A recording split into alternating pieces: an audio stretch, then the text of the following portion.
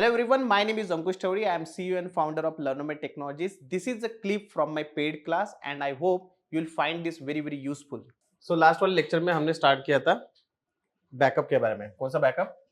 Logical backup, जिससे किससे कम कर सकते हैं हम लोग ये XPDP से बैकअप लेंगे, IMPDP से रिस्टोर लेंगे. सो बेसिकली एक सिनेरियो क्रिएट करेंगे. Let's take example. मेरे पास में EMP नाम का एक टेबल है, उसके अंदर कुछ डेटा पड़ा हुआ है. उस डेटा का मुझे क्या करना है? बैकअप लेना है. तो बैकअप लेने के लिए मैं क्या यूज करूंगा? EXPDP. अब ये जो बैकअप है ये कोई ना कोई लोकेशन पे जाके स्टोर होगा, राइट? अब ये जो लोकेशन है, लेट्स कंसीडर मैंने किया /data/बैकअप नाम से, लेकिन ये तो फिजिकल लोकेशन है. जब हम बैकअप लेते हैं उसको पॉइंट करना पड़ता है किसी ना किसी लॉजिकल डायरेक्टरीज को. तो ये मैंने टेस्ट दिया नाम से डायरेक्टरी बनाया which is pointing to this particular locations. Okay, उसका नाम मैंने दे दिया, टेस्ट दिया है. अब EXPDP का कमांड लिखेंगे. सो EXPDP के कमांड में लिखेंगे EXPDP is the utility which is going to take backup. Backup किसका लेना है? टेबल्स का. कौन से टेबल का? U1.emp नाम का, मतलब U1 के अंदर EMP नाम का एक टेबल है. फिर उसके बाद में क्या लिखना है? डायरेक्टरी. डायरेक्टरी मतलब लोकेशन जहां पे आपको बैकअप लेना है. कौन से बैकअप कहां पे लेना है मेरे को? टेस्ट dir के अंदर. फिर क्या लिखना है? डम फाइल. डम फाइल का मतलब जो बैकअप होगा वो बैकअप फाइल का नाम क्या है? समझ लो, मैंने बोला emp.dmp लिख दिया. एंड जब बैकअप लेते हैं उस टाइम पे लॉग फाइल भी बनती है, तो उसको लिख दिया log file equals to log file का नाम टेस्ट.log. जो भी नाम देना आपको दे सकते हो, कोई इशू नहीं है. मैं नॉर्मली क्या करता हूँ, मैं रिक्वेस्ट नंबर देता हूँ. समझ लो U1.emp, उसके सामने रिक्वेस्ट नंबर डाल दो. अगर मेरे को डम दिखा ना तो रिक्वेस्ट नंबर से अपने को पता चल जाएगा कि अच्छा ये उसने बोला था कि बैकअप लेना है करके. ओके, इसी को प्रैक्टिकल देखते हैं.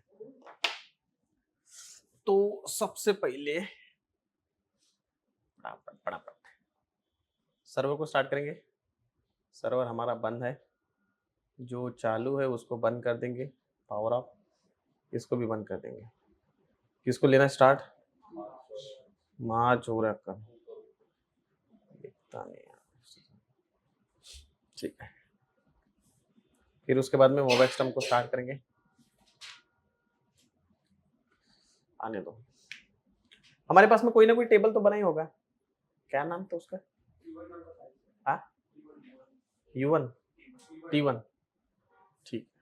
तो स्टार्ट किए. आया कि नहीं आया? जब तक आपका ये सर्वर स्टार्ट नहीं होगा ना तब तक ये लॉगिन नहीं कर पाएगा. ठीक है, सर्वर आया, एक्सेप्ट ओरेकल. अब मेरा जो टेबल बनेगा वो कंटेनर में बनेगा कि प्लगेबल में? प्लगेबल के अंदर, राइट? सो जो डायरेक्टरी मुझे बनाना है वो डायरेक्टरी कहाँ पे बनाएंगे? प्लगेबल के अंदर ही बनाएंगे. SQL+/sysdb. अब मैं फायर करता हूँ स्टार्टअप कमांड, स्टार्टअप. तो इससे मेरा कंटेनर स्टार्ट हो जाएगा. ओके, और प्लगेबल डेटाबेस को स्टार्ट करने का कमांड क्या है? अल्टर सेशन करो, या फिर आप कंटेनर से भी डायरेक्टली कर सकते हो. Alter pluggable database all open, alter session set container equals to PDB prime. फिर उसके बाद में इसको स्टार्ट कर देंगे. इसके अंदर कोई ना कोई टेबल होगा, वो टेबल को देखता हूँ मैं कैसा दिखता है.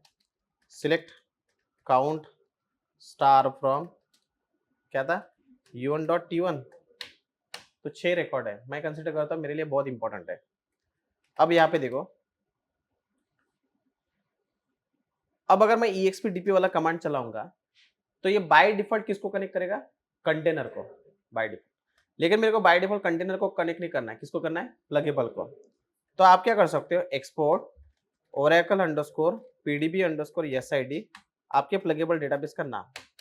अगर मैंने ये वेरिएबल सेट किया, उसके बाद अगर मैंने SQL प्लस भी चलाया ना, तो बाय डिफॉल्ट मैं किसको कनेक्ट हो जाऊंगा? PDB को. जैसे एग्जांपल बताता हूँ. अब अगर मैं शो कनेक्शन अंडरस्कोर नेम लूंगा तो डायरेक्टली मैं प्लगेबल डेटाबेस के अंदर घुस गया, क्योंकि मैंने वो वेरिएबल सेट करके रखा. लेकिन वो परमानेंट नहीं है. जैसे मैं नया टर्मिनल ओपन करूंगा वो गया, उसकी जिंदगी इसी टर्मिनल तक की है. ओके, परमानेंट कौन होता है? जो बैच प्रोफाइल के अंदर होता है. ओके, अब यहाँ पे मेरे को डायरेक्टरी बनाना है. Create directory, DIRECTORY directory. Directory का नाम एज किसको पॉइंट करेगा? ये /data/backup. इसी लोकेशन पे मेरा क्या बनेगा, बैकअप होगा। लेकिन ये डायरेक्टरी फिजिकली बनी क्या, फिजिकल लोकेशन पे है क्या वो डायरेक्टरी, तो उसको क्या करना पड़ेगा, बनाना पड़ेगा ना, mkdir -p और ये डायरेक्टरी बना दिया मैं। अब उसके बाद में क्या करना है, उसके बाद अब मेरे को डायरेक्टली बैकअप लेना है, चलो लिखेंगे expdp is the utility which is going to take a backup. किसका बैकअप लेना है, tables equals to u1 dot t1, फिर डायरेक्टरी इक्वल्स टू कितना, test underscore dir, dump file equals to क्या है, डम फाइल का नाम t1 डॉट dmp लिख देता हूं, and log file equals to क्या, लॉग फाइल का नाम t1 डॉट लॉग कर देता हूं, प्रेस एंटर। कौन से यूजर से आपको ये मॉनिटरिंग, कौन से यूजर से आपको ये बैकअप स्टार्ट करना है, /sysdb, मतलब कौन सा user, sys user, press enter. तो आप देखो कि आपका बैकअप होना यहाँ पे शुरू हो गया। अब जितना बड़ा आपका टेबल उतना उसको टाइम लगेगा।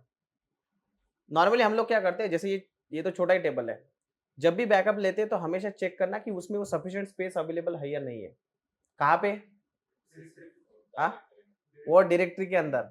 अगर मेरा 100 GB का टेबल है तो कम से कम 100 GB तो चाहिए ना वो डायरेक्टरी के अंदर, उतना डंप फाइल बनेगा ना वो, तो वो हमेशा ध्यान रखना।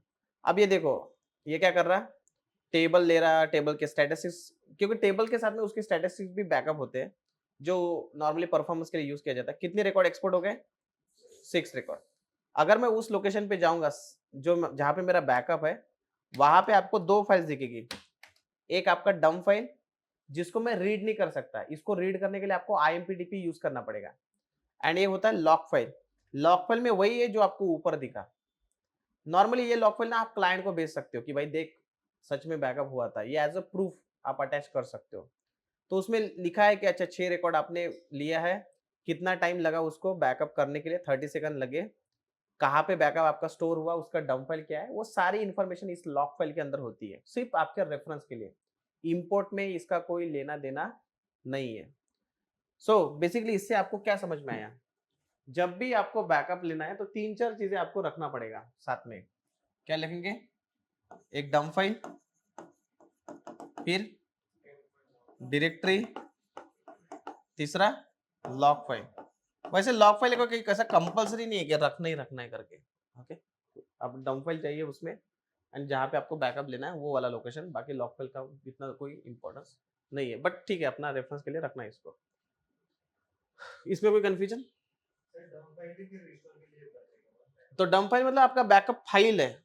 अगर मैंने अभी नेक्स्ट वाला हम लोग क्या करेंगे, वो टेबल को उड़ा देंगे, टेबल को उड़ा दिया, फिर उसको टेबल को रिस्टोर करना है, तो किसकी जरूरत पड़ेगी मेरे को, मेरे को जरूरत पड़ेगी डम फाइल की। किसकी जरूरत पड़ेगी, डम फाइल की।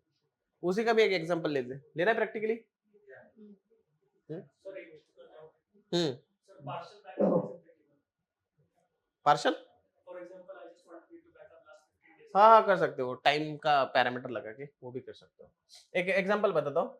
अब देखो यहाँ पे मेरा बैकअप पड़ा हुआ है, लेट्स कंसीडर ये टेस्ट नाम का डायरेक्टरी है, टेस्ट नाम का डायरेक्टरी है जो पॉइंट कर रहा है इस पर्टिकुलर लोकेशन में /data/बैकअप में। यहाँ पे हमने t1.dmp नाम का बनाया। अब समझो मेरा जो टेबल है, वो टेबल जो है जिसके अंदर मेरा डेटा था वो उड़ गया, किसी ने तो भी उड़ा दिया। अब मेरे पास में किसका सहारा है, डम फाइल का। तो जब मेरे को इंपोर्ट करना है तो किसको यूज करना पड़ेगा मुझे, IMPDP। IMPDP को बताना पड़ेगा ना कि किधर पड़ा है डंप, डंप किधर है, किधर है डंप, हाँ किधर है डंप, तिकडून तिकडून, राइट। तो IMPDP इज द यूटिलिटी जिससे आप इंपोर्ट करोगे, फिर उसको बताना पड़ेगा किधर है, म्यूट पे चले जाओ, directory equals to test underscore dir,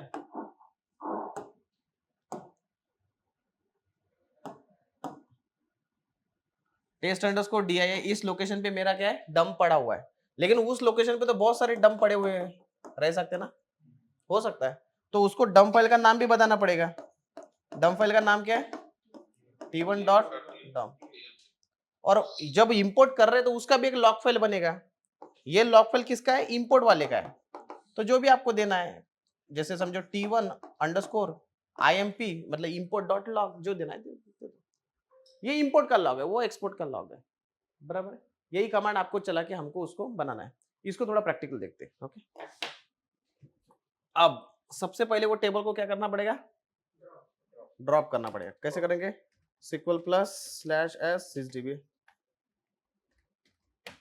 drop table किसको, u1 डॉट t1।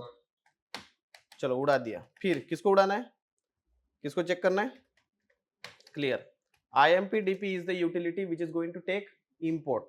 उसको क्या बोलना पड़ेगा, डायरेक्टरी कहाँ पे मेरा डंप पड़ा हुआ, डायरेक्टरी के अंदर। कौन से डायरेक्टरी के अंदर, टेस्ट अंडरस्कोर dir।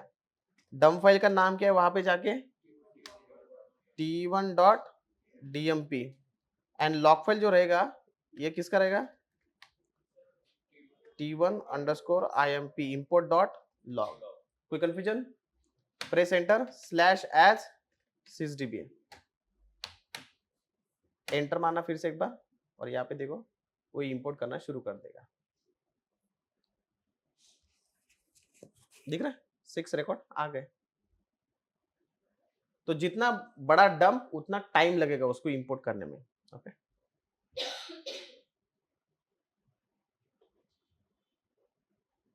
अब अगर मैं SQL प्लस स्लैश sysdb करूंगा तो ये देखो मेरे को u1 डॉट t1 उसका मिल जाएगा। वो इंपोर्ट करते टाइम पे स्टैटिस्टिक्स मार्कर सारा उसके अंदर का जो भी होता है सारा वो इंपोर्ट कर रहा है। अच्छा एक मेरे को बात बताओ, इसका टेबल स्पेस के साथ में कोई लेना देना है क्या इंपोर्ट में?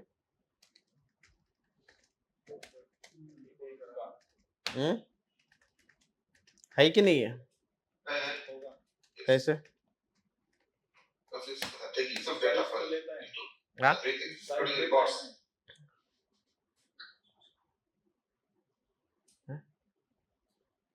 देखो आप समझो, 6 रिकॉर्ड में इंपोर्ट कर रहा हूँ। जब मैं इंपोर्ट कर रहा हूँ तो कहाँ पे जाएंगे, डेटा फाइल में जाएंगे। डेटा फाइल के ऊपर क्या है, टेबल स्पेस है। किसका टेबल स्पेस, u1 का। इसका मतलब क्या है कि जो 6 रिकॉर्ड है u1 के टेबल स्पेस के अंदर जा रहे हैं। तो अगर आपके u1 के टेबल स्पेस के अंदर अगर जगह ही नहीं है तो 6 रिकॉर्ड जाएंगे क्या? तो अगर मेरे पास में अगर 100 जीबी का डंप पड़ा हुआ है तो आपको मेक श्योर करना पड़ेगा कि टेबल स्पेस में 100 जीबी का जगह चाहिए। अब ये किसको समझेगा, जिसको टेबल स्पेस समझा, बराबर है कि नहीं? इसमें मेरी कोई गलती है क्या? होंगी भी तो मैं कुछ नहीं कर सकता। अब टेबल स्पेस जिसको समझा उसी के दिमाग में ये घुसा, जो क्रिएट किया उसको पता रहता ना, of course when he created, वही करना है। ठीक है, चलो इसका एक नेक्स्ट एग्जांपल लेता हूँ। I hope you guys have learned something valuable from this video. Please do like, subscribe and share this channel. You can also contact us for the paid training. You can also comment interested if you want the more video like this.